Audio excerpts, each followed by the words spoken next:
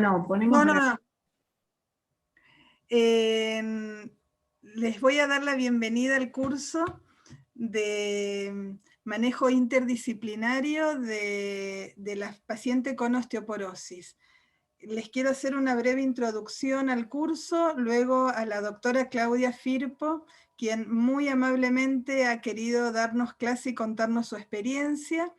Este curso surge en el hospital universitario con la idea de empezar a trabajar o seguir trabajando en forma interdisciplinaria ciertas patologías que son de abordaje de muchos especialistas. Hay muchos programas, como nos va a contar Claudia después, que muestran que el trabajo en equipo siempre es superior al trabajo individual. En base a eso surge el curso. El curso fue apoyado por las autoridades del hospital, a quienes les agradezco, y también fue apoyado por algunos laboratorios que gentilmente nos han dado becas para los alumnos. Entre ellos el laboratorio ELEA, Amgen, Montpellier, creo que me estoy olvidando de alguien, ya me voy a fijar para no olvidarme de nadie. ELEA. ELEA lo dije, y creo que estamos todos, y de las autoridades del hospital. En realidad es esto de que juntos trabajamos todos mejor, entonces van a ver que las clases están dadas por todas las disciplinas que intervienen en la atención de una paciente. Y bueno, y la otra cuestión es que le pedimos, no solo es interdisciplinario, sino interterritorial. Le pedimos a la doctora Claudia Firpo que nos contara su experiencia. Claudia es endocrinóloga, es subjefa del servicio de endocrinología del Sanatorio Las Lomas, esto es en San Isidro, digo bien, ¿no, Claudia? Bien. Sí, San Isidro, Pilar y Nordelta. Bien, del norte, con los carpinchos ahora. Sí. Es coordinadora del servicio del programa de FLS, que es el que nos va a contar ahora, y es jefa del servicio de densitometría del sanatorio. Este programa es un programa de la IOF, que es la Fundación Internacional de Osteoporosis, y lo que hace es proponernos una atención integral de la paciente. Bueno, Claudia, muchísimas gracias por darnos tu tiempo para contarnos tu experiencia. No, al contrario, yo soy la agradecida, Fabiana, desde ya, porque para mí es un placer, trabajamos mucho juntas y es un placer poder ayudar en lo que pueda, en lo poquito que pueda aportar. Y bueno, seguramente van a surgir dudas que después cuando terminamos, o si quieren interrumpirme, ningún problema. Bueno, vamos a presentar nuestro programa estrella, que es el programa de captura de la fractura. A ver.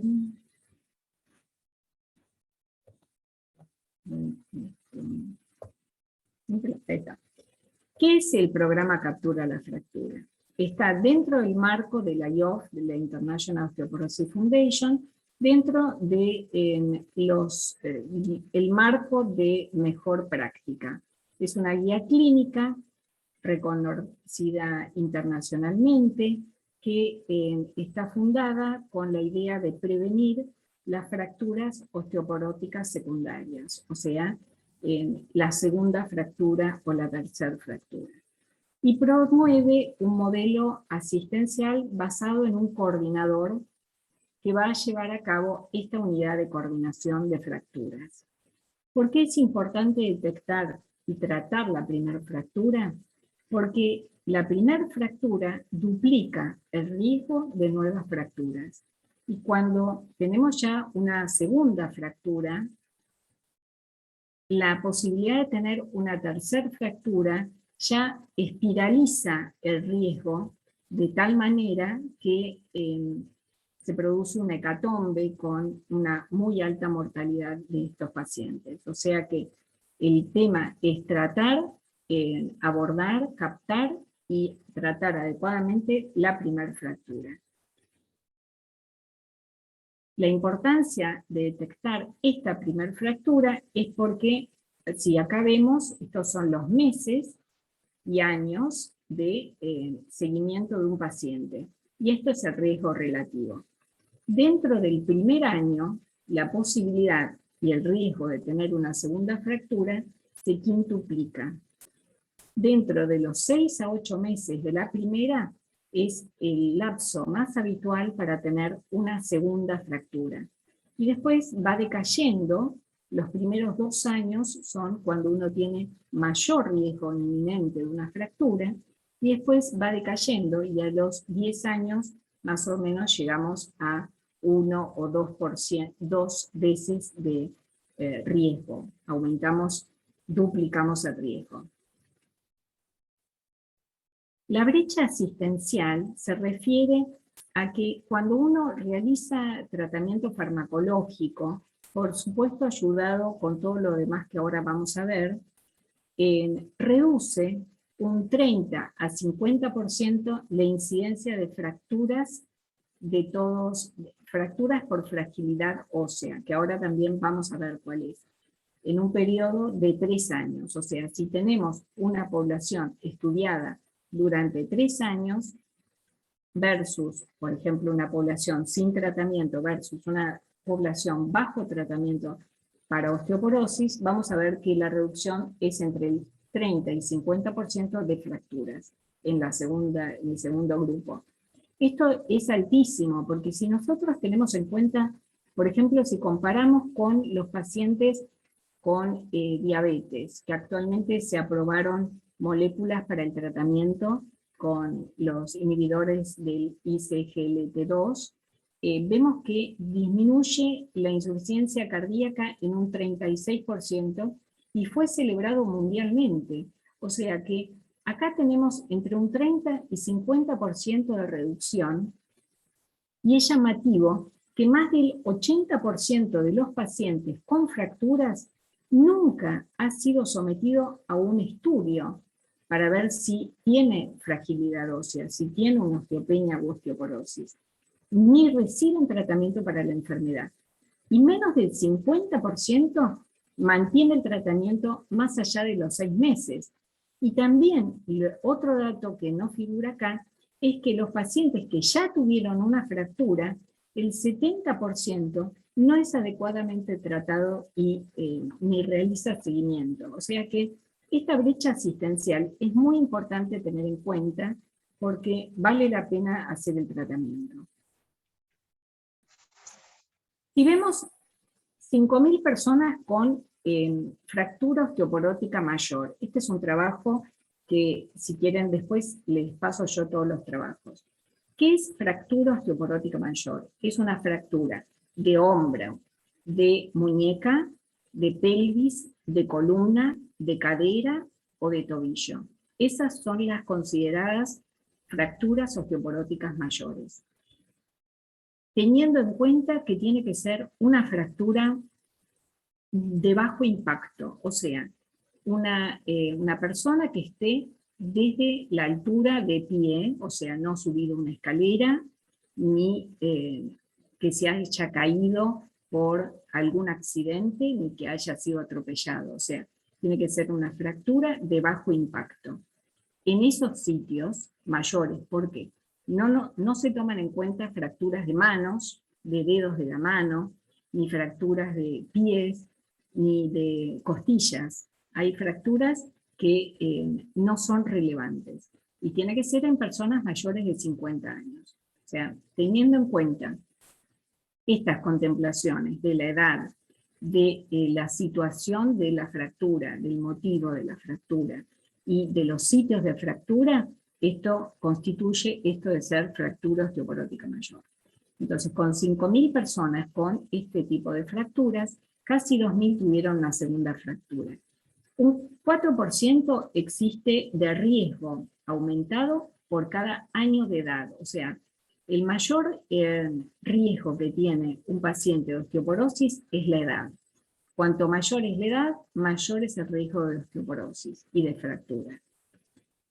Si sumamos el 41% mayor de riesgo en mujeres que en hombres, ya que son mujeres posmenopáusicas, y el riesgo de una segunda fractura al año de la primera es 2.7, y a los 10 años 1.4. Esto es similar al trabajo que vimos recién. Las complicaciones que produce esta fractura por fragilidad son impresionantes. Si las tenemos en cuenta, esto sería interesante poner este gráfico, por ejemplo, cuando el paciente evalúe si hacer o no el tratamiento versus complicaciones que puedan tener como la osteonecrosis de mandíbula. Las reducciones en la calidad de vida, incapacidad para realizar actividades de la vida diaria, como bañarse, ir al supermercado o cocinar. La alta tasa de admisión en hogares de ancianos o centros de cuidado a largo plazo. Las secuelas clínicas como el dolor crónico, la depresión o las complicaciones por una hospitalización. La carga económica de estos pacientes que generan en sus familias, en los cuidadores, en el Estado, en quien recaiga el costo económico es muy alto. Entonces, vamos a ir a nuestro tema de por qué hacemos este FLS y cómo lo hacemos. La FLS en inglés es Fracture Liaison Service, que quiere decir como una unidad de atención de fractura, unidad de coordinación de fractura, es en español. Esto está todo centrado en un coordinador. En este caso, en el grupo soy yo, la coordinadora. Cada centro de FLS tiene que designar un coordinador, que no va a ser el que va a tener que ver todos los pacientes, pero va a trabajar coordinando conjuntamente con los distintos actores de este programa.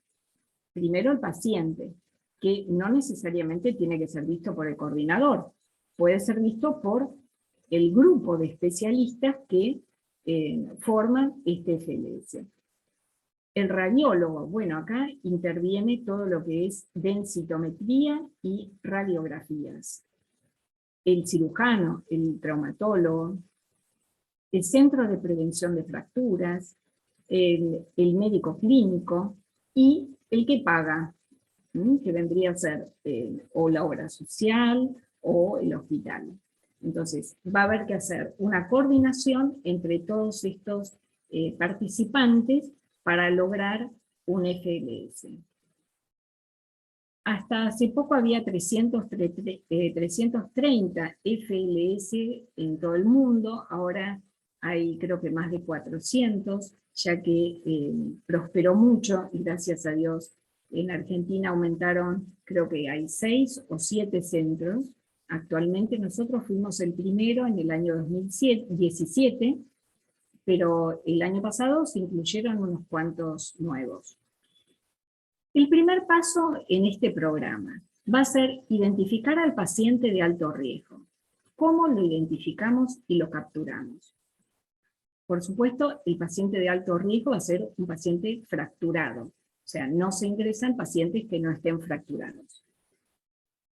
Lo vamos a captar al ingresar por guardia de traumatología, fracturado, al ser atendido en consultorios externos de otra especialidad, que, por ejemplo, vayan a un ginecólogo, a un clínico, o a un radiólogo, que detecten o el paciente cuente que tuvo una fractura, o que se vea en una radiografía, o que se vea en una densitometría, o que lo detecte alguien, un paciente internado, que esté internado como para resolución de su fractura, o por otro motivo. Entonces, todos estos especialistas, todos estos partícipes del FLS, del lugar donde ustedes trabajen, tienen que indicarle a este paciente que tiene que ser atendido en forma inmediata por este grupo que coordina las fracturas.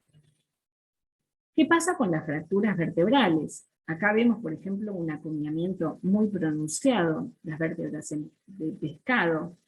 La mayoría de las fracturas vertebrales no son detectadas ni son reconocidas. El diagnóstico muchas veces se hace por medición de talla. Una vez por año uno tiene que medir al paciente. Y si tuvo una pérdida de altura de más de 2 centímetros en un año, tenemos que hacerle una imagen de columna, que puede ser una radiografía frente y perfil, o una morfometría vertebral densitométrica si contamos con un equipo adecuado. Y ahí vamos a ver si tuvo alguna fractura. El conocimiento de una fractura vertebral sumada a la densitometría demostró tener una mejoría significativa en la predicción del riesgo de fracturas, porque son fracturas muy poco diagnosticadas, simplemente tienen dolor y después se les pasa. Y nadie va, o muy pocos pacientes concurren a una guardia por ese motivo. El segundo paso va a ser estudiar las causas de fragilidad ósea, que ahora vamos a ver más adelante. El tercer paso, bueno, va a ser, si ustedes cuentan con un densitómetro, sería ideal. Hay pocos densitómetros que estén que sean del Estado, pero bueno. Tenemos un densitómetro, un Lunar Prodigy, exactamente igual en el hospital, precioso. Ah, espectacular. Sí, tenemos todo lo que necesitamos. Espectacular, porque no hay muchos. Por ejemplo, en Buenos Aires no contamos con, creo que hay uno, estaban por poner uno en el Rivadavia nada más. Bueno, entonces le hacemos columna y cadera. Con una sola área de cadera es suficiente, pero es interesante tener las dos mediciones. Nosotros también adjuntamos que ustedes con el Lunar Prodigy lo pueden hacer. Hay una parte donde se puede acoplar el FRAX. Entonces, el operador le hace las preguntas de los factores de riesgo que ya tienen estipuladas, y después se ve si tienen algún factor de riesgo, lo suman. Este, por ejemplo, no tenía ningún factor de riesgo, entonces le da de fractura osteoporótica mayor, tiene un riesgo del 2%, lo normal es hasta el 20%, acá está, 20%, de fractura específicamente de cadera le da 0,5, que lo normal es hasta 3%. Entonces acá vamos a tener, si además de tener una osteopenia, tenemos un mayor riesgo o no. Y siempre es interesante comparar con estudios previos para ver la evolución de este paciente. Otro dato muy interesante es el TBS, o Trabecular Bone Score, donde vemos como un pixelado, como cuadraditos, vemos la microarquitectura ósea, esto es lo normal, y estos son áreas de destrucción de la microarquitectura, como se ve acá, y que a veces uno no los detecta. Por ejemplo, muchas veces en pacientes con artrosis de columna se informa una densitometría espectacular y le decimos al paciente que está muy bien, y en realidad, a ver, acá tenemos un ejemplo. Esta es una mujer de 73 años con una densitometría con un T-score normal, y el TBS nos da bajísimo, menos de 1300 es muy bajo, porque tiene tiene un poco de artrosis y de escoliosis mínima, pero la microarquitectura está muy alterada y el riesgo de fractura es muy alto. Por ejemplo, nos pasa en pacientes diabéticos. ¿Cómo vamos a estudiar y qué factores de riesgo óseo vamos a descartar? Todos estos, la artritis reumatoidea, bajos niveles de vitamina D, bajo pico de masa ósea en la juventud, eso es con la anamnesis, la historia de glucocorticoides en forma crónica, lupus, hipercalciuria, lo vamos a buscar, historia familiar de fracturas, es muy importante, un 50% de la masa ósea está definida genéticamente, un bajo aporte de calcio en la dieta, tratamientos crónicos con heparina, amenorreas primarias o secundarias, hipotalámicas, un hipertiroidismo crónico, una diabetes mellitus aumenta mucho el riesgo. Antes era solo tipo 1, ahora es la diabetes tipo 2 también. Anorexia, bajo peso, falla ovárica temprana, sobreentrenamiento, bajo peso, todos los que sean trastornos de la absorción. Entonces vamos a tener en cuenta esto. Nosotros tenemos, por ejemplo, unas planillas, que si queréis yo después te paso, Fabiana, todo lo que nosotros tenemos que hicimos en estos años, que ya directamente cuando el paciente viene, tenemos las planillas preimpresas y nos facilita mucho y evitamos olvidarnos algo, por ejemplo, descartar enfermedad celíaca. El tercer paso es la elección e inicio del tratamiento. Siempre tiene que ser consensuado, porque si no, el cumplimiento de estos tratamientos, como el paciente no ve más allá, se reparó su fractura, piensa que ya está perfecto, se solucionó el problema, no entienden para qué tienen que prevenir otra fractura. Entonces hay que explicarle en forma oral y escrita el procedimiento. Es importante iniciar en forma temprana el tratamiento. En general nos ponemos un plazo de 8 semanas desde el momento de la fractura para tener al paciente estudiado y tratado. Citar al paciente a los 30 días para evaluar el cumplimiento, porque muchos dicen, no, me cayó mal, me hizo mal, tuve acidez o cualquier problema y listo, lo suspendí. No, tiene que venir y contar que está recibiendo bien el tratamiento, cuándo está tomando la medicación, de qué manera. Cuarto paso, todo lo que es estrategias de promoción de mejor salud osteomuscular. Dieta y peso adecuado. La dieta es fundamental. Y si querés yo también te paso que hicimos folletos de la dieta. Es muy importante el aporte adecuado de calcio, de proteínas, de magnesio en la dieta. Todo quiero, Claudia. Bueno, yo te lo paso, tengo todo, en la computadora te lo paso todo porque son muchos años de estar trabajando y uno se va dando cuenta que falta esto, bueno, hagamos esto, falta aquello, hagámoslo. No tabaco, no alcohol. Por ejemplo, nosotros la IOF tiene muchísima folletería que nos ayudan muchísimo. Les recomiendo hacerse miembros de la IOF como grupo de la universidad, porque realmente apoyan muchísimo. Ahora les voy a mostrar. La actividad física es fundamental. Esto para mí, yo soy sumamente insistente en la actividad física de los pacientes, y no tanto en la actividad física aeróbica, sino en la actividad física con carga, con baja carga.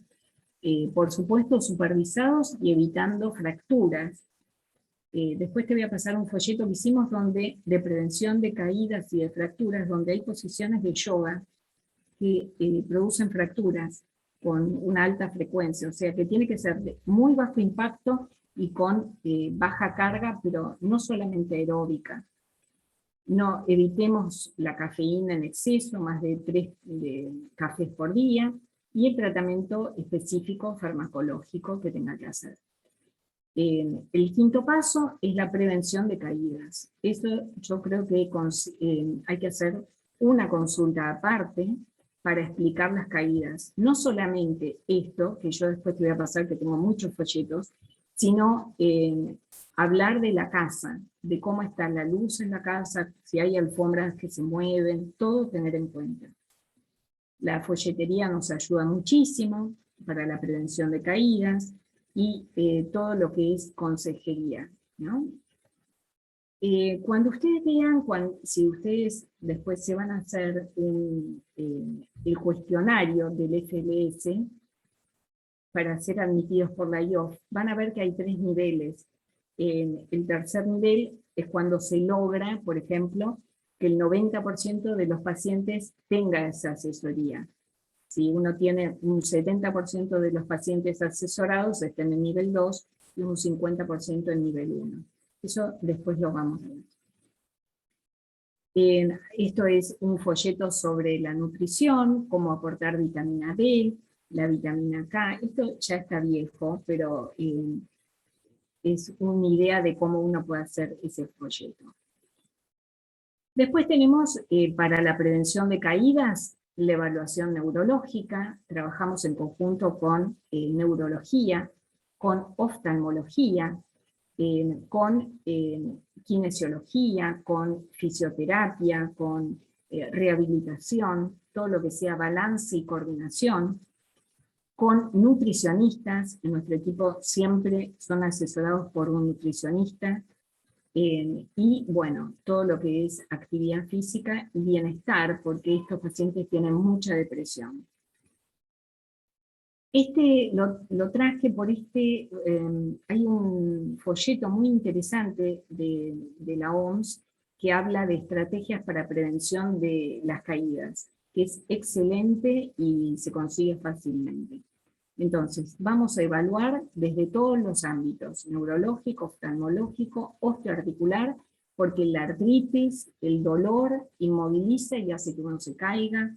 La sarcopenia la tenemos que evaluar desde la posición sentado, se tiene que levantar y sentar con los brazos cruzados 3 veces seguidas. Si lo logra, supuestamente estamos bien.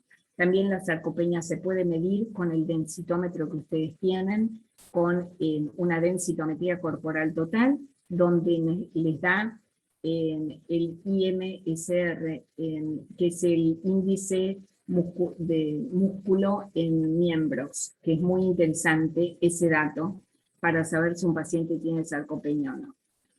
El estado hormonal, catabólico, metabólico, el diabético que esté asesorado ante hipoglucemias, que evitemos medicamentos que producen hipoglucemias, o no demos demasiadas dosis de insulina rápida, hormonas tiroideas, cortisol, el estado nutricional, la hidratación es fundamental, los niveles de vitamina D que están tan deprimidos, la medicación evitando depresores del sistema nervioso central en exceso, y todo lo que sea el hogar. Eso lo pueden ver en ese folleto. El tiempo de evaluación del paciente entre la fractura y cuando se inicia ya con el tratamiento, acá se propone que sea menor de 12 semanas, es el plazo máximo, que incluye anamnesis, evaluación de factores de riesgo, marcadores óseos, bioquímicos, densitometría e inicio del tratamiento. El sexto paso es la base de datos. Toda fractura por fragilidad es reportada a una base de datos, donde se incluyen todos los datos epidemiológicos del paciente, los datos reales, por ejemplo, teléfono del paciente. Nosotros llamamos a todos los pacientes una vez por año. Vemos, si vinieron a la consulta, tenemos un casillero donde es última consulta. Si la última consulta fue más allá de un año, lo llamamos por teléfono a la casa y le decimos que cómo está, si está cumpliendo con el tratamiento, que es importante y que tienen que venir a la consulta. Fecha y tipo de primer, segunda y tercer fractura, si es que tienen.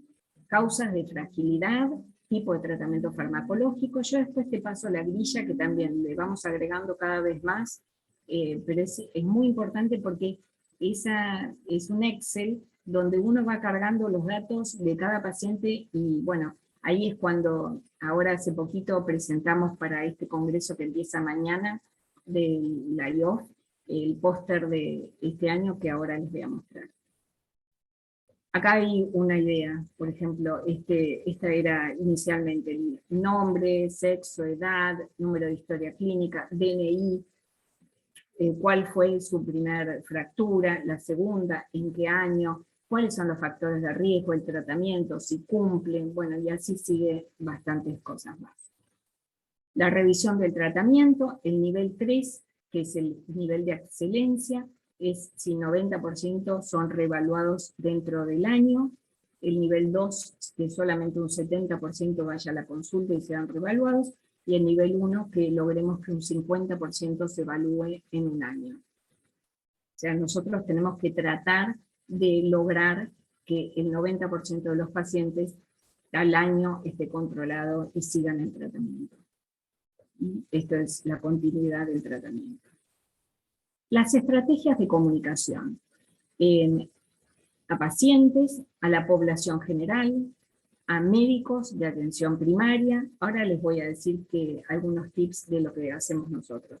Médicos con especialidades afines, radiólogos, enfermeros, kinesiólogos, todos estos, como dijo Fabiana al inicio, esto es un trabajo en equipo.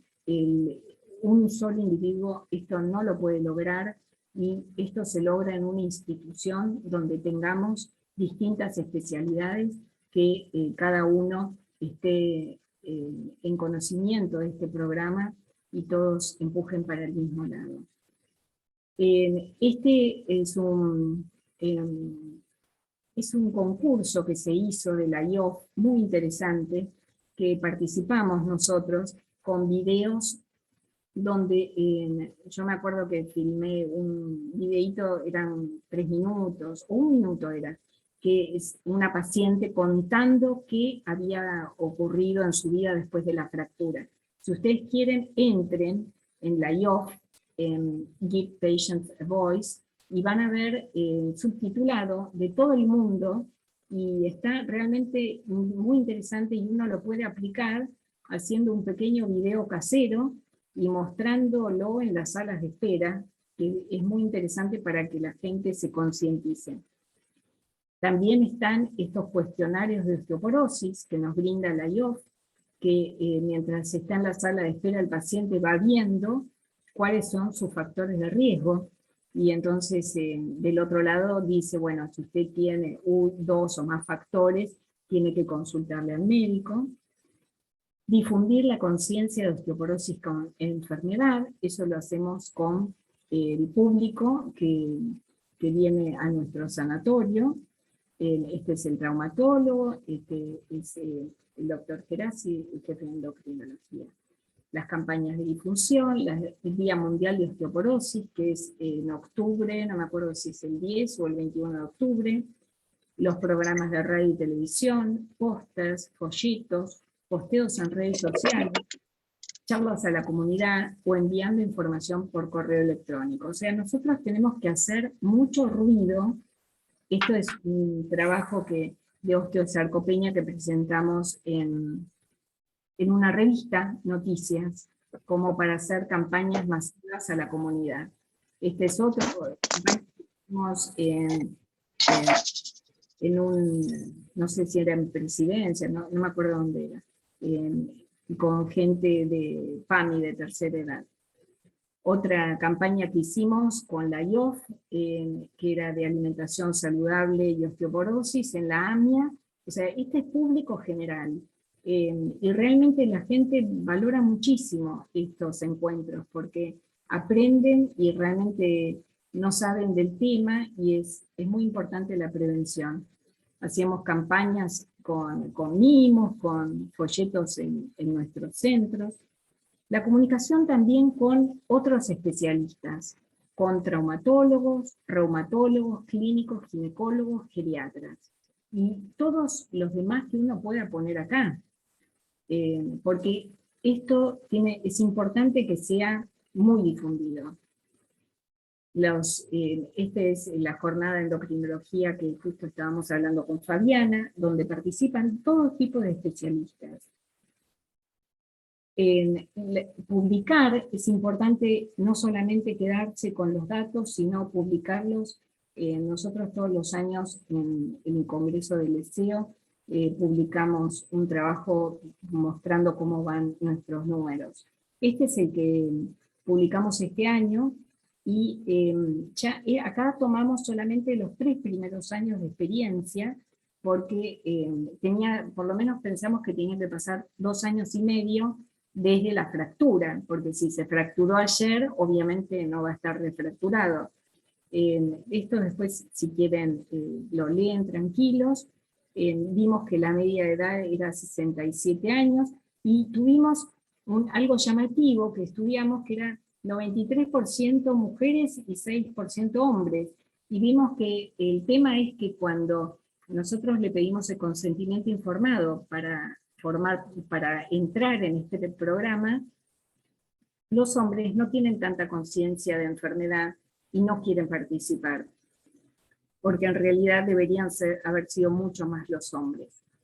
Y algo interesante que vimos es que, por ejemplo, la fractura centinela, la primera fractura, vimos que era la del radio, que ocurre generalmente a los 50 años, cuando la mujer en general se cae y pone la mano para no golpearse la cara, y ese es el sitio de fractura centinela, donde tenemos que captar al paciente y estudiarlo y tratarlo para evitar las subsiguientes fracturas.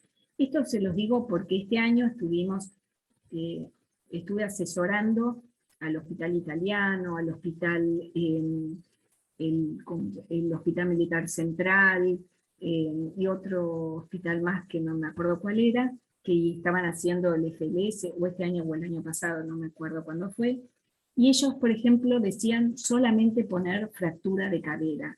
Yo no les recomiendo eso, simplemente porque van a estar perdiendo justamente la fractura de muñeca, que es la que nos va a dar la alerta y evitar la fractura de cadera. Cuando ya llegamos a la fractura de cadera, llegamos tarde.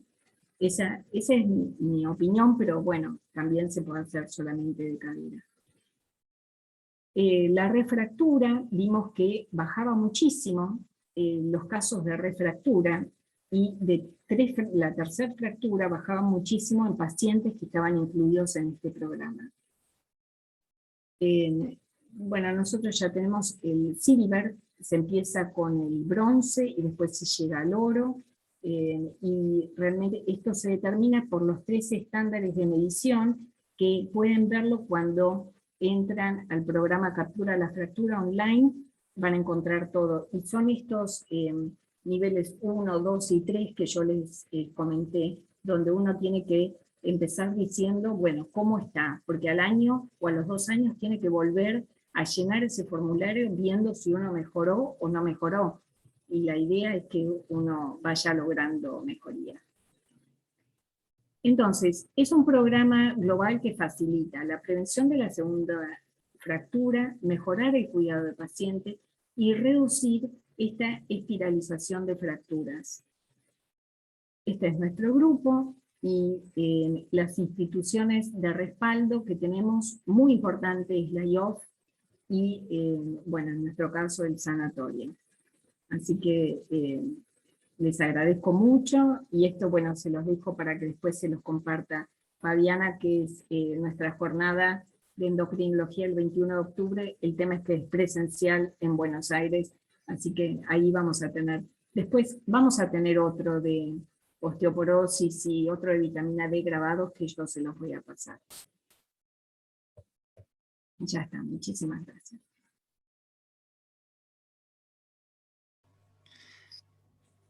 Muchísimas gracias, Claudia.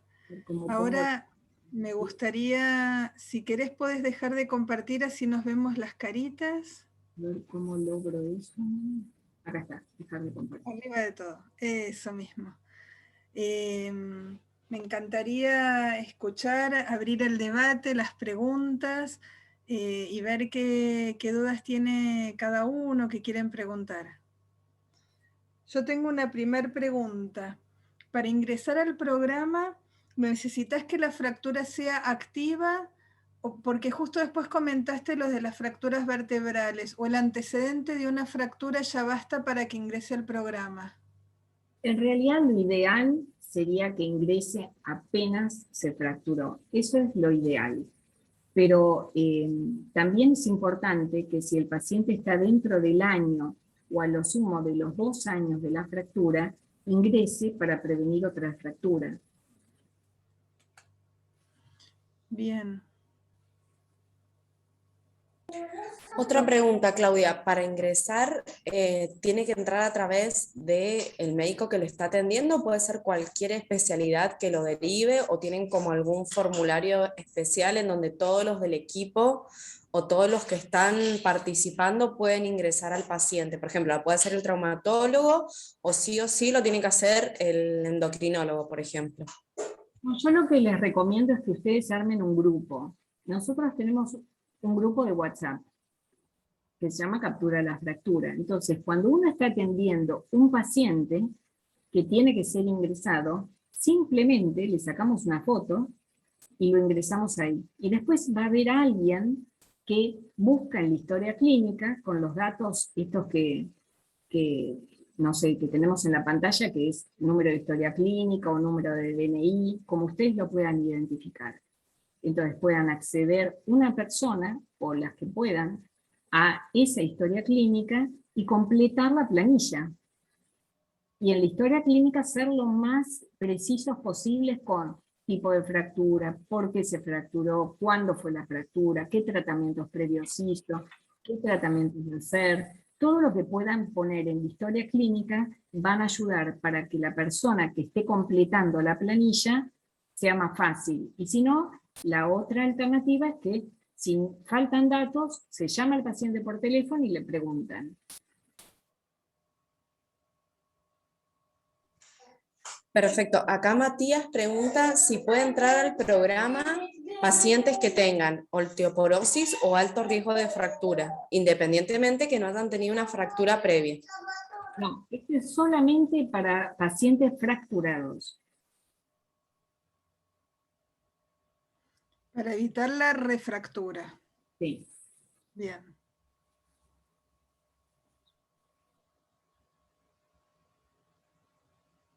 Sí, la idea es hacer camino, porque uno después se va dando cuenta. Y, por ejemplo, nosotros en el grupo tenemos incluidos neurólogos, traumatólogos, clínicos, gente que quiera sumarse. Cuando ingresan, ya tenemos enfermeras que nos avisan, ha ingresado un paciente con una fractura, o el radiólogo que dice, miren, tenemos a este paciente, o nos manda la foto del WhatsApp, nosotros lo citamos al paciente por teléfono. Tiene que haber como gente en distintos lugares para que capten a este paciente. Los traumatólogos ni hablar. Nosotros tenemos, por ejemplo, una secretaria que le hace ingreso a la guardia, porque los traumatólogos están a 1000, apuradísimos, desbordados de gente, entonces la secretaria directamente nos avisa, y le avisa al paciente, entonces el paciente viene directamente sin turno, el paciente fracturado no pide turno, porque si no, quizás pasan 2 o 3 meses, entonces viene directamente, apenas es derivado, el paciente viene y alguien lo va a atender, sin turno. Y ya tenemos las planillas para todo, entonces el paciente ya se va con las planillas, ya se va con el turno dentro de, a lo sumo, un mes, y al mes ya empieza el tratamiento. Excelente. Había otra pregunta acá. Carolina Martínez pregunta si detectamos al paciente más de 2 años de la primera fractura. Sí, lo podemos ingresar, pero ya nos perdimos esa ventana que teníamos de prevención de segunda fractura. Si el paciente tuvo una segunda fractura, vamos a evitar la tercera. Cuanto antes lo captemos, mejor, pero sí puede ser ingresado. Ahora, si es un paciente que relata, yo le pregunto si tiene una fractura y me dice, sí, a los 40 años me caí del caballo. No, ese paciente no ingresa. Es la fractura por fragilidad. Y el tema es lo que vos mostrabas al principio, que el mayor índice de fracturas mayores se da en los primeros 2 años de la primera fractura. Por eso es tan importante ingresar al paciente lo antes posible para evitar la segunda. Si no es como que llegamos un poquito tarde. Pero sí, la idea es que cuando llegue el paciente tal vez nos cuentan. En realidad es incorporar al interrogatorio el antecedente de la fractura, porque muchas veces vienen, a los ginecólogos nos pasa muchísimo, que viene la paciente a un control ginecológico común y corriente para su papi, su colpo y la mamografía, y uno que ya tiene hecho el ejercicio pregunta si tuvo fracturas, porque es una mujer que ya está en menopausia y salta que es una mujer de altísimo riesgo que nadie pesquisó. Entonces sí podemos encontrar pacientes con más tiempo, pero bueno, es incorporar este ejercicio mental de la fractura en todas las pacientes que ingresen al consultorio. Y también otra pregunta interesante es si sufrió caídas en el último año, porque eso nos aumenta mucho el riesgo también. Si es diabético, todos los factores de riesgo que en realidad se hacen rápidamente, uno podría hacerlo en el FRAX. El tema es que el tiempo corre mucho, por lo menos acá en Buenos Aires estamos con muchas cosas y por eso, por ejemplo, sería interesante que ustedes también instalen el informe del FRAX dentro de la densitometría. Entonces uno no solamente tiene cuánto tiene de densidad mineral ósea, sino cuál es el riesgo de una fractura dentro de los próximos 10 años. Es un factor muy, muy interesante esto del FRAX. Es un dato muy relevante. Y si pudiesen tener el TBS, sería espectacular, pero me gusta más el FRAX que el TBS. Y el FRAX está incorporado y es gratuito. ¿Por qué te gusta más el FRAX que el TBS?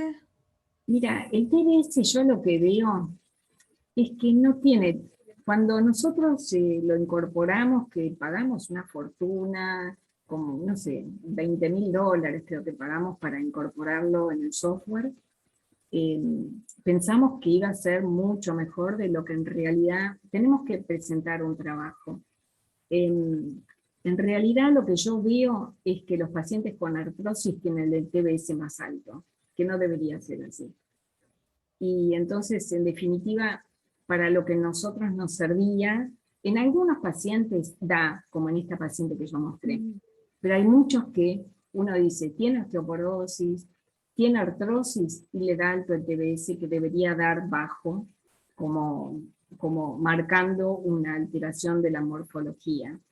Y bueno, a mí me sirve más el FRAX. El FRAX sí es un dato, inclusive el FRAX tiene sus falencias que las están arreglando, que es, uno, incorporan diabetes tipo 2, nosotros lo incorporamos como un factor de riesgo, como si fuese una menopausia precoz, lo marcamos como factor de riesgo directamente. Esto es una falla que todavía no se arregló en el FRAX, y otro, la cantidad de caídas y cuándo fue la última fractura.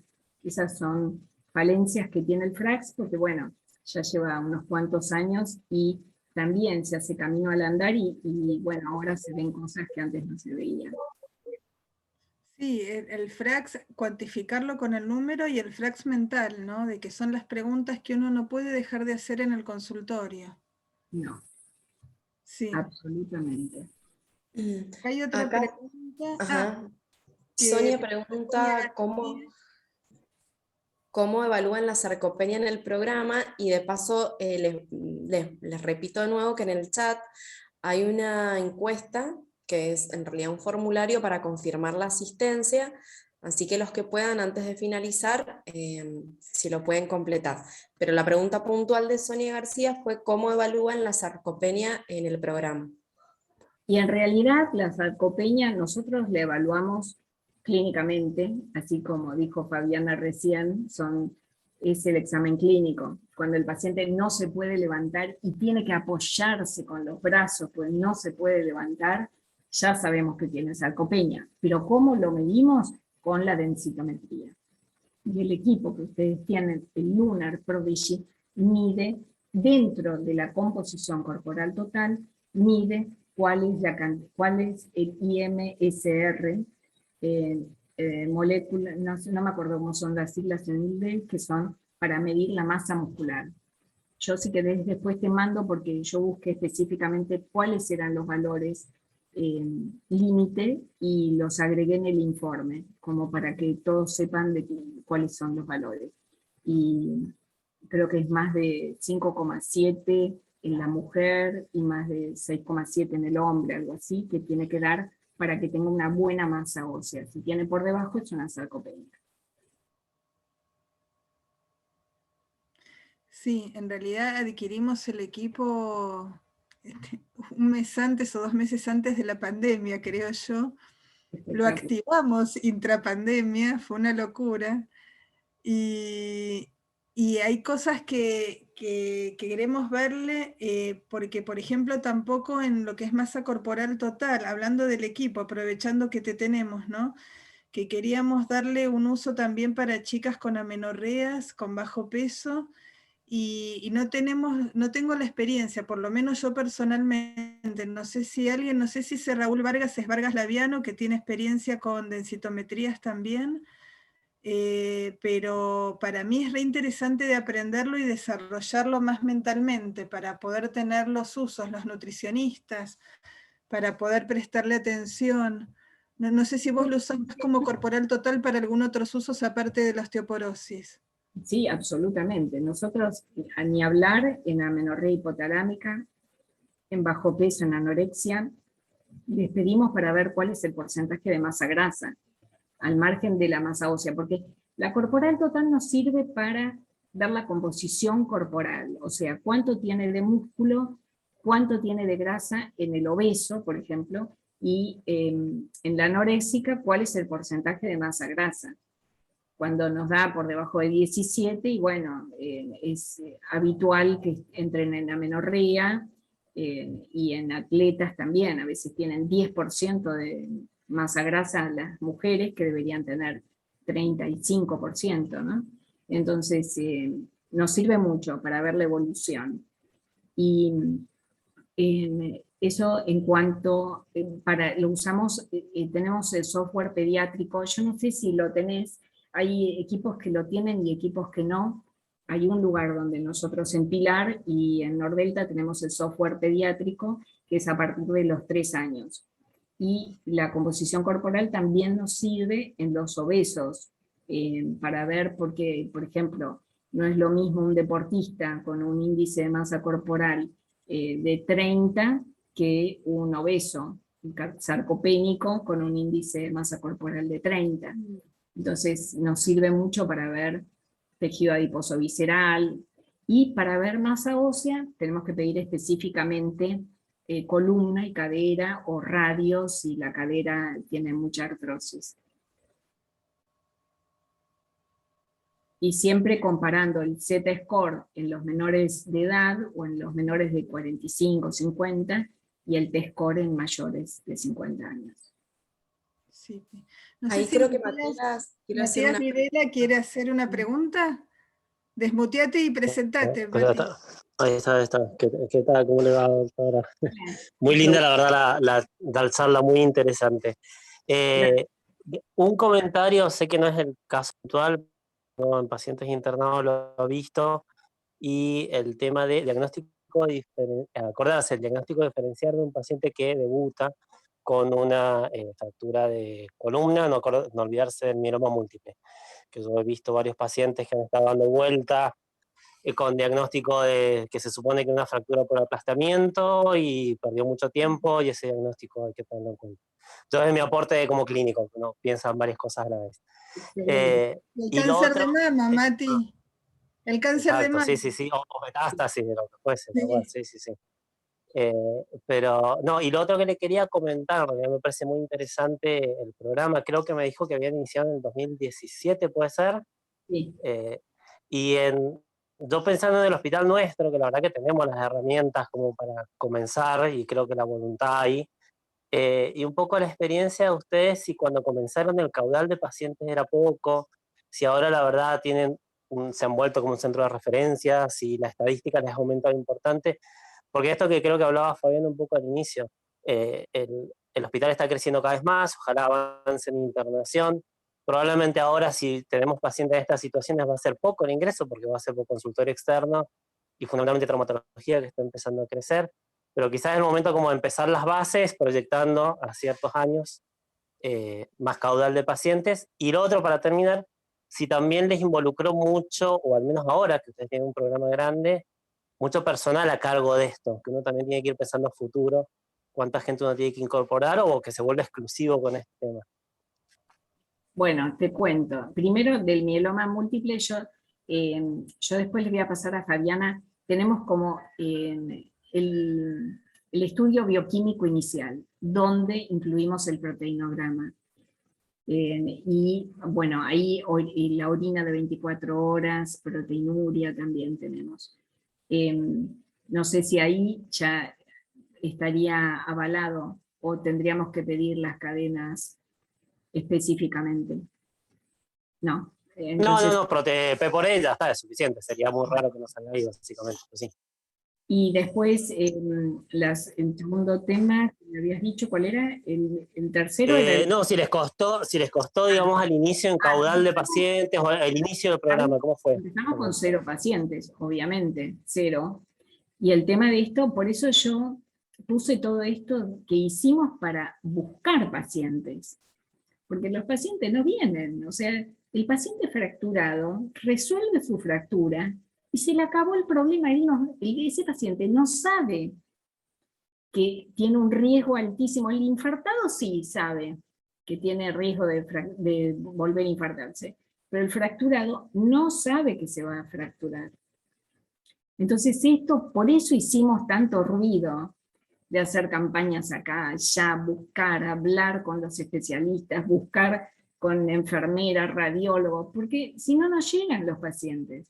Ahora tenemos 700, 800, 900, no sé cuántos tenemos, pero en realidad no sé cuántos, porque vamos siempre sacando algunos que estuvieron mal ingresados. Bueno, en una época, ahí voy a la tercera pregunta, del personal. Bueno, en definitiva, lo que nos resultó es hacerlo nosotros. En realidad te diría que el 80% lo hago yo, es mucho trabajo, es un trabajo de hormiga, pero en un tiempo contratamos a una residente que le pagábamos, y bueno, estaba muy ocupada, nunca podía. Después contratamos a una enfermera, y nos incluía de todo, de fractura de, no sé, una uña, nos incluía todos los que se te ocurran, que después fue un caos sacarlos. Siempre estamos sacando pacientes que fueron ingresadas por ella o por otra, que era una secretaria también. Entonces, lo que a nosotros nos resultó es hacerlo nosotros. Y es un trabajo arduo. Pero la verdad, bueno, es no remunerado, porque cero remuneración, es, no sé, por amor al arte, que podría decir. Pero es lindo, porque vos vas viendo que la gente anda bien y vale la pena, pero estructura, nada, lo que se necesita es ustedes, el equipo de ustedes, que ustedes tengan ganas de salir a buscar pacientes y encontrarlos, incluirlos, darle folletos, darle esto, darle aquello, que el paciente diga, ah, qué bueno, yo soy parte de este programa. Vos no sabés, el año pasado en pandemia, que no teníamos pacientes, llamábamos, porque eso sí, nosotros somos el grupo que te mostré, que somos casi todas mujeres, eso sí, todas llamábamos, nos poníamos, bueno, vos llamá a los primeros 20 o primeros 50, vos a los segundos nos dividíamos. Llamar al paciente en pandemia, primero pensando el paciente que les íbamos a robar, que estábamos queriendo hacerlos un asalto virtual, bueno, convencerlos de que no era un secuestro virtual. Y segundo, cuando se daban cuenta que uno se estaba preocupando por ellos y que estabas preguntando, ¿se cayó? ¿Qué actividad física está haciendo? ¿Cómo está comiendo? ¿Está tomando la medicación? ¿Cuándo fue? Realmente la alegría, ustedes lo van a experimentar, la alegría del paciente valió la pena. Porque quizás tardás media hora con cada paciente, porque se ponen a hablar de cualquier cosa, ¿no? Pero bueno, lo importante es eso, ¿no? Es brindar el servicio. Y que el paciente se sienta contenido, que diga, pero mirá vos, qué bien, yo estoy en este programa, esta gente se está preocupando por mí. Eso es maravilloso.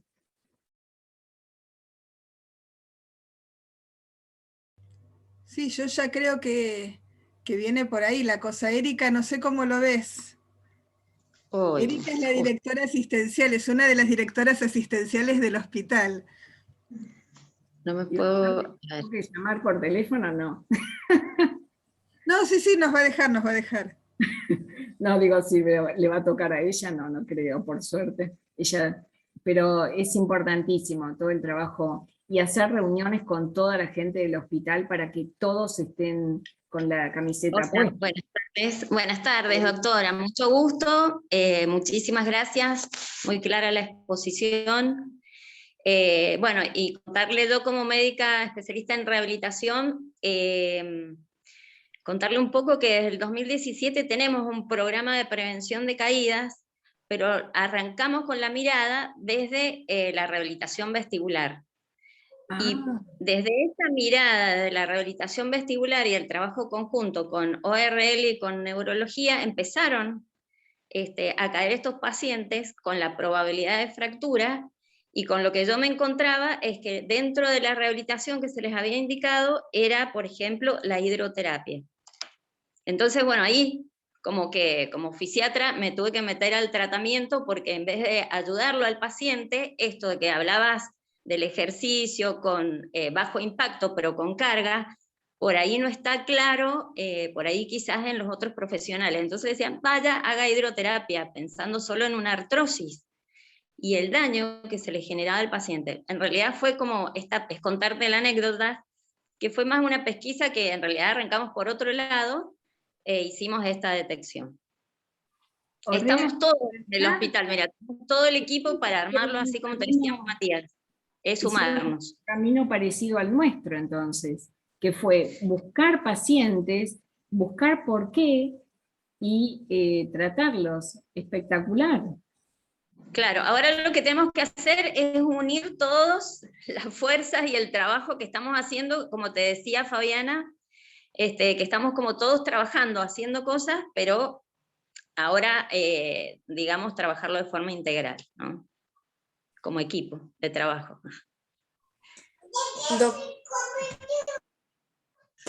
Doctora, yo le quería hacer una pregunta respecto al tratamiento.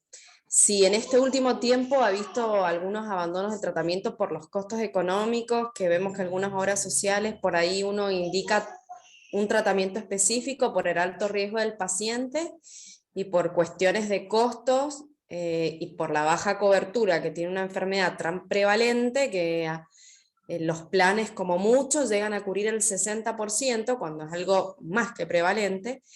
Y muchos pacientes terminan abandonando los tratamientos por los altos costos, porque no los cubre la obra social, realmente porque no tienen acceso económico a alguno de ellos. ¿Ustedes lo han notado eso en el seguimiento en estos años?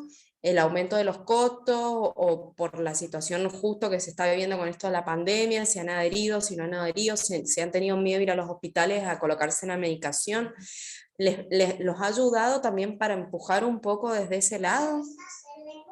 En realidad, nosotros deberíamos tener una ley de osteoporosis, que vos sabés que hace 20 años presentamos un proyecto de ley que quedó ahí dormido en la Cámara de Diputados y nunca avanzó. No sé si hace 30 o 20 años, hace mucho tiempo que quedó. Deberíamos tener una ley por la cual los alimentos lácteos vengan fortificados con vitamina D, por el cual los alimentos lácteos estén subsidiados y por el cual el tratamiento de osteoporosis sea considerado como el de diabetes, un tratamiento crónico y esencial, porque si uno calcula costo-beneficio, les convendría también a todos. Personalmente, yo me apoyo mucho con PAMI, porque yo atiendo un grupo donde casi todos tienen cobertura médica, que les cubre el 40%. En cambio, PAMI les cubre el 100%. Entonces, hoy me estaba contando un paciente que no le daban más teriparatide a la esposa. Y ya yo le dije, no, lo tiene aprobado por 2 años, se lo van a dar por 2 años. Bueno, al final me dijo que sí, porque dije, bueno, ahora no dan más teriparatide. Pero sí, lo están dando, hasta los más caros están dando. El romosozumab, que es el que salió ahora, no, pero que es un anabólico, pero tenemos el teriparatide, el denosumab está cubierto, calcio y vitamina D está cubierto. Todo lo que sea ivandronato está cubierto. El año pasado lo que nosotros notamos fue que mucha gente no se dio tanto ácido zoledrónico, por temor a la febrícula, a estas mialgias que produce, a tener como una sospecha de COVID. Entonces disminuyó el ácido zoledrónico y aumentó el denosumab. Y realmente nosotros tratamos de hacer tratamientos parenterales, porque si no el paciente toma 2 meses, 3 meses, se le acabó la caja, no tenía receta y lo dejó de tomar. Es típico, no sienten nada, si lo toman o no es lo mismo. Entonces hay que estarles muy encima, es cierto, y el costo es muy alto. Sí, acá PAMI cubre bastante, por ahí algunas obras más provinciales son las que pacientes con una fractura vertebral previa, con un T-score de menos 4.2, te cuestionan por qué no le das primero un risedronato antes que un teriparatide, por ejemplo. No, en realidad es algo incuestionable. El anabólico, y es una batalla, realmente es hablar con el asegurador o hablar con la persona que lo tiene que costear, convencerlo y mandarle resúmenes de historia clínica, información. Es una batalla, es cierto.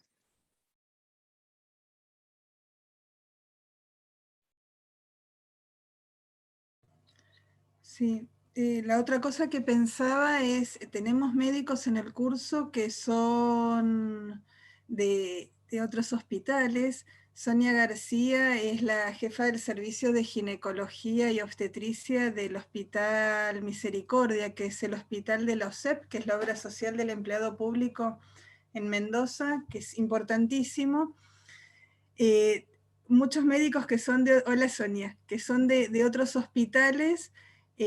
Bueno, se desconectó Vargas Laviano, que trabaja en El Español y tiene un densitómetro también, porque lo que pensaba es esto de invitar a todos a empezar a trabajar en el tema de la osteoporosis independientemente de la institución, empezar a pensarlo. Yo te voy a pedir, Claudia, que nos mandes información para que colguemos en el curso, para que todos vayamos desarrollando la idea y que todos podamos empezar a trabajar en forma más aunada. Recién Conrado Rizzo Patrón es el director general del Hospital Universitario, me decía que habría que reflotar esa ley. Yo creo que sí, que tenemos que empezar a presionar todos, aprovechar las oportunidades, ver si en tiempos de elecciones conseguimos más cosas Ojalá. y uno nunca sabe quién está escuchando, entonces... Mirá, yo creo que así como fue la ley de Doña Tibia, donde se le agregó yodo a la sal, tendremos que agregar vitamina D a los lácteos. Tenemos un déficit de vitamina D terrible en Argentina. Estamos igual que en Mongolia, con los mismos niveles. O sea, algo tenemos que hacer. Estamos en una latitud muy baja, usamos protector solar, nos salimos, todo lo que quieran. Los lácteos son caros, son mal tolerados. Busquemos algo donde se agregue vitamina D a todo. Empecemos, nosotros hicimos un estudio en la sala de espera preguntando, después entren en la IOF, que es la International Osteoporosis Foundation, en las páginas web, que está muy buena, y hay una parte que se llama Calcium Calculator, donde háganlo ustedes para saber de qué se trata, le van preguntando qué consume, cuánto consume por semana de, no sé, naranjas, de todo, de brócoli, de lo que se les ocurra. Entonces le dicen, bueno, usted consume tantos miligramos de calcio por día, debería consumir tanto. Y uno ve ahí y dice, bueno, a ver, ¿cómo puedo aportar más calcio? A ver, con 200, entonces dicen las equivalencias. 200 mililitros de leche igual a, no sé, 300 miligramos de calcio. Y nosotros eso lo hicimos y vimos que nuestra población nos daba que aportaban 300 miligramos por día de calcio. Y dijimos, yo dije, nos dio mal, listo, lo archivamos. Y después vimos en la IOF que la Argentina tiene un promedio de 300 miligramos de calcio de aporte por día. O sea, nada tenemos de aporte de calcio. Tenemos que hacer algo. Sí, yo creo que sí. Ahí Conrado estaba con la mano en alto. Sí, buenas tardes, buenas noches. ¿Cómo están ustedes? Muy bien. Muy bien. Yo estoy un poco curioso, indudablemente soy contador de medicina, poco entiendo, pero estamos apoyando todas las iniciativas que tiene el hospital. Hoy me lo decía la doctora Sayek, y vamos a seguir apoyando. El tema de esta ley que ustedes están planteando, sería bueno que la reveamos y podemos llegar a que alguno de los diputados, senadores de la provincia de Mendoza nacionales, porque es una ley nacional por lo que estoy entendiendo, la pueda llevar como un proyecto de ley a Buenos Aires, ¿sí? Así que si ustedes la revén, ya, indudablemente, personalmente yo tengo la relación y los contactos acá en Mendoza para poder hacer que eso llegue a Buenos Aires. Entonces no perdemos nada con tratar de que alguno de los diputados, senadores nuestros mendocinos, lo lleve como un proyecto o lo lleven en bloque como un proyecto a Buenos Aires. O sea que yo les propongo que ustedes lo armen, me lo presenten y yo trate de ver cómo hacemos, si podemos hacer algo con esa ley, porque realmente escuchando y lo poco que puedo entender creo que es muy importante. Así que quedo Teniendo a en cuenta disposición. la prevalencia de la enfermedad y los costos que se ahorrarían, la verdad que es efectivo para todos, porque de todas las mujeres mayores de 60 años, que una tenga osteoporosis y 2 osteopenia, la verdad que es algo muy prevalente. Tiene que, y como decíamos, los costos que se ahorrarían con estos programas, la verdad que es algo muy importante. Sí, De hecho, por ejemplo, acá, Indudablemente, yo traigo la experiencia de haber sido presidente de AMSU, donde tenemos muchos programas preventivos,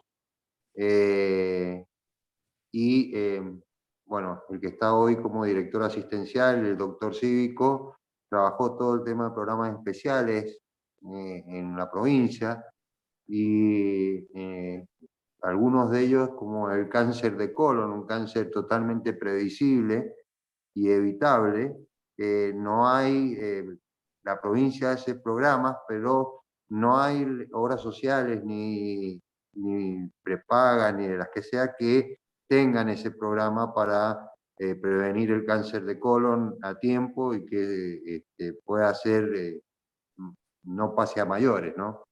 En el caso de lo que ustedes están planteando, todo lo que es preventivo creo que es, o sea, sería necio el que no lo acepta. Por eso quizás hace 20 años cuando ustedes presentaron la ley no fue quizá bien impulsada, pero sí una ley bien impulsada y bien planteada debería salir, porque todo lo que es preventivo no solo le es beneficioso a la persona, al paciente, sino a las obras sociales y al gobierno en general en la parte pública.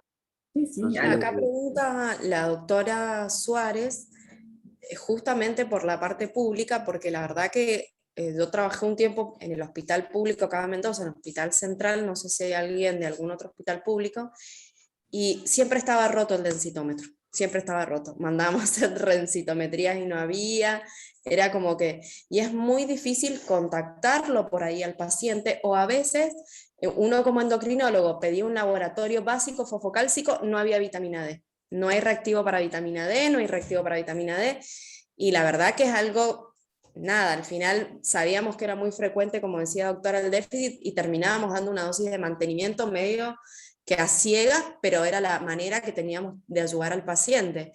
Y la verdad que en la parte pública también hay mucho déficit respecto a conexión, como dice la doctora, a dónde derivarlo, quién la va a hacer, y la conexión, bueno, con el servicio de endocrinología en la parte pública también son pocos los que hay. Es muy difícil contactar a un paciente sin obra social, con una densitometría, con un laboratorio, y ni hablar con un tratamiento prolongado, mantenido en el tiempo.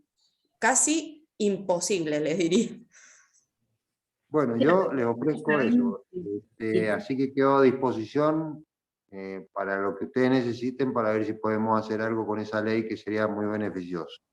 Yo estaba pensando, hace 30 años fue, la escribimos. Casi sí. cuando nací yo, más o menos, entonces. Bueno, eso habla de mi edad. Claudia, mándamelo. Si La ley ya te digo, la perdí. Fue hace 30 años y quedó no sé dónde. Pero se puede rastrear y aprovechamos la situación tal vez para engancharlo desde otro lugar y darle un empujoncito. Eso Habría sería que interesantísimo. modificar todos los datos, porque te imaginas que hace 30 años no, los datos son distintos, pero bueno, sí, no sé cómo se rastrea eso. Si vos ayudás. Bueno, yo creo que cuando estuve viendo la parte de epidemiología, vi justamente que creo que haber sido por ahí en el 2009, cuando se hizo el estudio Lavos, que se vio bien en Argentina y en distintos lugares, ahí estaban como tratando de impulsarlo. Por ahí podríamos contactarnos con alguno de los doctores, el doctor Sancheta o alguien que haya estado en ese contexto, que seguro debe tener un poco más de datos, como dice usted, doctora, o ver cómo podemos armarla, o que nos digan cómo se arma el proyecto y lo armamos. Si el conocimiento está, lo que nos falta son los contactos, digamos. Nos acabamos de enterar que los tenemos. Armemos algo buscando el material. Sí, yo creo que los Ancheta, podemos hablar con Ana María Galich, que no sé si habrá estado o Elena Salerni. Sí, creo que estaban también. No me acuerdo quién estaba en el Lagos, pero fue el único estudio que se hizo en Argentina de epidemiología, estuvo muy bueno. Sí, Yo creo que lo que tienen que elaborar es un proyecto nuevo, un proyecto de hace 30 años, no tenía la tecnología, no tenía la medicación ni nada de lo que hay ahora, ¿sí? Si ustedes quieren un modelo, cómo se arma un proyecto, yo se lo puedo conseguir fácilmente. Y efectivamente, los contactos están acá en Mendoza, están con los senadores y diputados de Buenos Aires, pero indudablemente es un proyecto presentado por el oficialismo mendocino en una cámara donde no tenemos mucha injerencia, ¿sí? Pero vuelvo a decirle, acá serían necios no entender que esto es algo que le es útil no solo a la medicina privada, sino a la pública más que nada. Entonces, creo que podemos llegar a hacer algo, y algo que salga de acá de Mendoza sería también muy bueno. Sería espectacular. Muy bueno, yo lo Aprovechamos el mes de como octubre. somos un proyecto de ley, pero si me dan un modelo de eso, nos ponemos a trabajar a ponerle la parte del contenido académico. Bueno, yo le voy a Aprovechamos el mes pasar. de octubre y también lo Fabiana, sacamos en la televisión. Perfecto. Fabiana, yo te voy a pasar un modelo, porque he presentado unas cuantas, para que ustedes lo puedan armar, y una vez que lo tengan armado, después siempre hay que ver cosas, ¿sí? Pero ahí yo se lo presento a los presidentes de la Cámara de Diputados y de Senadores acá de Mendoza. Perfecto. Fabiana, yo te ayudo con lo que pueda. Así que ayuda de todos necesito. No, todos tienen que trabajar. Yo creo que sí, porque usted imagínese, señor Conrado, doctor Conrado, que una de cada 3 mujeres después de los 50 años sufre una fractura, y uno de cada 5 hombres, o sea que la incidencia es muy alta, y la mortalidad es de un 30% de mujeres con fractura de cadera dentro de los 6 meses, es altísima. Y de discapacidad. Lo conozco perfectamente porque mi hermano vende cadera. Así que... Bueno. No va a querer el proyecto. Ya tenemos el primer opositor. Mi hermano vende cadera, ¿sí? O sea que conozco perfectamente el... Mire, voy a poner la cámara porque quedo bastante maleducado, ¿no? No sé cómo mostrar acá. Ahí está. Mi hermano vende cadera, o sea, vende todo lo que es prótesis. Entonces, estoy bastante al tanto, y uno de sus principales clientes, indudablemente, es PAMI. PAMI, OSEP, o sea, estamos hablando todo lo público. Fíjense ustedes quiénes son los que compran cadera, rodilla, que es lo que mi hermano se dedica, ¿no? No hablemos de columna o de otro tipo de trasplantes, ¿sí? Así que algo del tema conozco.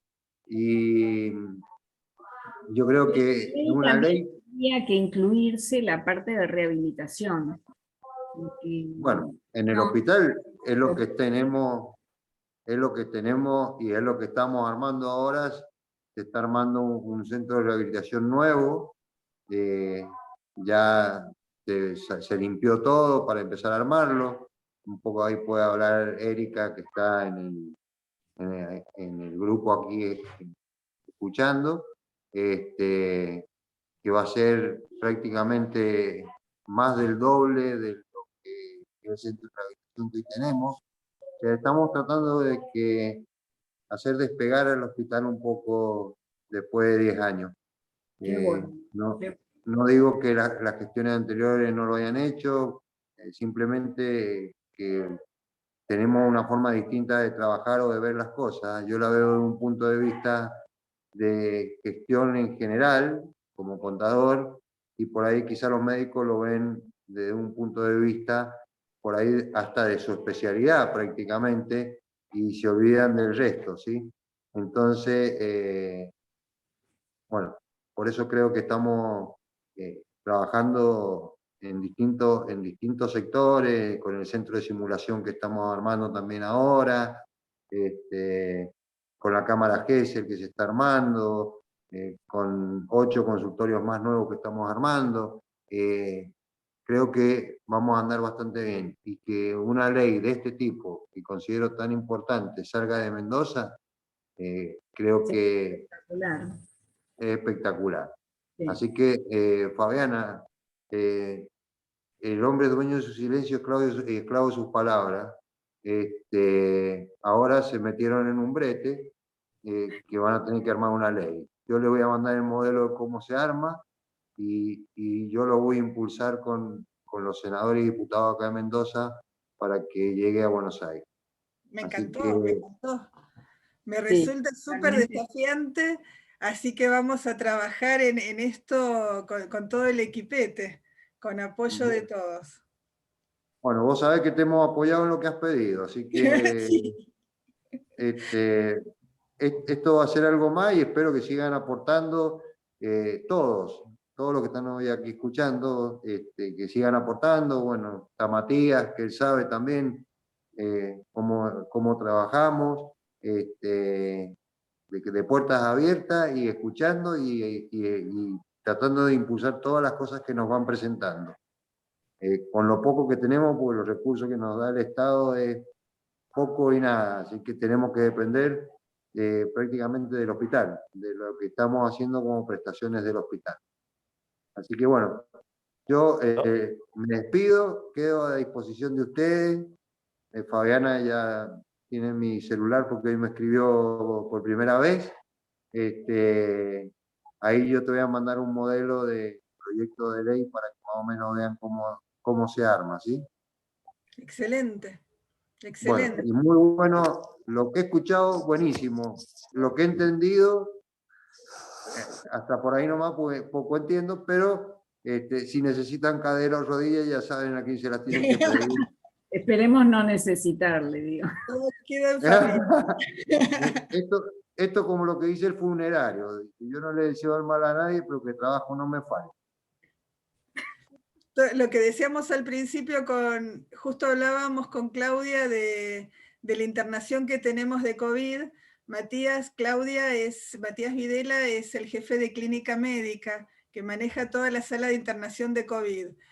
Que justamente todos queremos que bajen los casos, pero no demasiado para que no nos cierren la internación. Eso me dice mi mujer. Mi mujer me dice, pero ¿cómo va a estar diciendo que en internado? Le digo, y le pongo el ejemplo del funerario, le digo, mira, yo no le deseo el mal a nadie, pero que a mí internado no me falten. Entonces, lamentablemente es así. Sean internados preventivos, vamos a tratar. Gracias a Dios, sí. Gracias a Dios son internados de baja complejidad. Claro. O sea, hemos tenido algunos casitos complicados que el doctor Videla se le ha tenido que apechugar, pobre, como ha podido, pero gracias a Dios en todas hemos salido airosos. Bueno, yo las dejo, les mando un saludo a todos, gracias a ustedes, chicas, por lo que hicieron, por esto que armaron. Muy bueno el curso, y que, bueno, sigan produciendo más cursos y armen la ley, que es lo más importante. Vamos por todo. Vamos Listo. Por todo. Gracias. Les mando un saludo. Suerte. Gracias. Chao, hasta luego. Bueno, yo solo digo, a modo de comentario, qué alta que estamos poniendo la vara en el curso que han organizado ustedes. Porque si en la primera charla está saliendo un proyecto de ley nacional, no sé qué nos depara para la última, pero bueno, nada. Esperemos que bueno. No hay techo, no hay techo Está acá. todo grabado. Qué problema. Mirá, Matías, vos sos el menos indicado para hablar, porque vos estás con todos los Ateneos. Y yo me meto en Sí, todos es los cierto. Ateneos. O sea que No, pero está bien vas a empezar así, morir. vamos, proyecto de ley por empezar. Después vemos cómo terminamos en la última charla, a dónde llegamos. Eso. No, es cuestión de que lo trabajemos. Chicos, son Sí. las 9 de la noche. En honor del tiempo, no sé si alguien tiene alguna pregunta urgente para aprovechar a la doctora Claudia Firpo. Y si no, nos Después vamos. hablamos, Fabiana, yo te mando todo lo que te pueda servir. Todo lo Pero que... ya viste cómo es el hospital, todo necesito. Porque aparte de esto, el director general, que ahora está muteado, a las 5 de la tarde del viernes te dice necesito algo, lo critica el contador del hospital, porque el sábado lo llama y dice no tengo todavía la respuesta. La respuesta. Así Acá que ahora ya está, no estoy grabado, no hay forma de no No me hacer. critiquen, no me critiquen. No critico, digo que somos todos unos locos. Sí, eso Yo me sí, entiendo. eso sí. Yo siempre digo, las cosas hay que hacerlas con pasión o no hay que hacerlas, ¿sí? Y yo soy un apasionado, lo cual me transforma en un pesado, en un persecuta, y que no tengo sábado ni domingo ni horario para estar pidiendo cosas. Pero bueno, el equipo que está responde. Mientras respondan, vamos para adelante. El día que no... Es más, querían que yo tuve lamentablemente 2 días sin ir por sospecha COVID. Querían que me diera positivo para que no fuera durante 10, pero No, le falló. Le falló, me dio negativo, así que hoy ya me tuvieron de vuelta en el hospital. Bueno, ahora sí que los dejo. Que la pasen Bueno, bien. está muy bien. gracias. Hasta luego.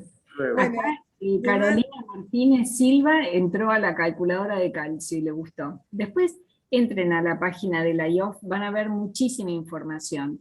Y está también en Facebook, tienen la IOF Latam, que es Latinoamérica, que también para hacer posteos por Instagram, por Facebook, son buenísimos, les digo, para como también generar una movida social, ¿no? Está muy bueno. Que ahí van a ver en la IOF Latam, justo recién me entró un mensaje que están todos de Latinoamérica, de Chile, ahí está, como recién decía Sanqueta, qué sé yo, Osvaldo Mesina, Patricia Clark, hay 30 médicos está muy bueno la IOF Latam. Si vos querés después también te doy para que ingreses, porque podés obtener mucha información local de Latinoamérica. yo creo que sí, que es lo que tenemos que empezar a movernos y empezar a trabajar en esta línea, por supuesto entre medio de todas las instituciones, y me parece una idea genial lo de las FLS, por eso Sonia, tomalo, trabajémoslos, vayamos apoyándonos entre las instituciones. Walter Rodríguez Fuentes, que grabó la clase, que es traumatólogo, grabó la clase de traumato justamente, de tipos de fracturas, me decía lo mismo para la clínica de Cuyo. Entonces yo creo que es toda una movida que podemos empezar a todos a trabajar con un estilo institucional que me parece mucho más integrador y por supuesto superador para el paciente. Que ese es nuestro fin, nuestra profesión, ¿no? Totalmente, totalmente. Me parece fantástica la idea. Muy buena, así es que ahí estamos. Bueno, yo les agradezco mucho la invitación, a Fabiana Sayed, que le tengo mucho aprecio, y a todos por haberme escuchado, y aprendí mucho de ustedes. Ahí quedo a disposición, yo le voy a mandar a Fabiana toda la información, cualquier cosa estoy a su disposición. Muchísimas gracias. No, gracias a vos por tu tiempo. Muchas gracias. Y bueno, espero que disfruten. Los demás días vamos a hacer talleres de casos clínicos, vamos a hacer contrapuntos, actividades que complementan que van a complementar a la teoría que vamos a ver en las clases expositivas asincrónicas. La idea es disfrutar y bueno, ya vamos a ir aprendiendo todos juntos. Buenísimo, hermosa, hermosa la clase, divina. Muy bien, dejamos de grabar y ya podemos